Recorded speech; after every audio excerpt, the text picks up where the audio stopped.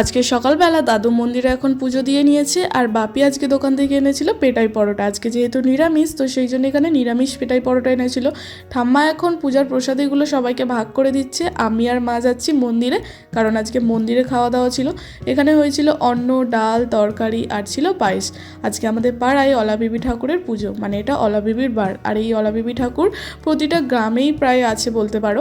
এটা বছরে একবার করে পুজো হয়। এখানে এখন কত কিছু খেলনার দোকান বসেছে বাচ্চাদের। আর এখানে দেখো সবাই এখন পূজার ডালি দিয়ে গেছে। তারপরে এখানে পাঁচালি গান হচ্ছিল, আর এই পাঁচালি গান দেখতে না বেশ ভালো লাগে, অনেকটা যাত্রার মতো।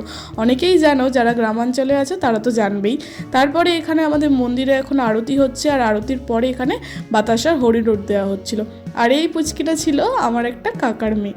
আর এখানে আমার মিষ্টি সাবস্ক্রাইবারদের সাথে দেখা হয়েছে। তো তারপরে বাড়ি এসে এখানে এখন যারা পাঁচালি গান করছিল তাদেরকে খাওয়ানো হচ্ছে। তো চলো আজকে ভিডিওটা এই পর্যন্ত, দেখা হচ্ছে পরে ভিডিওতে, টাটা।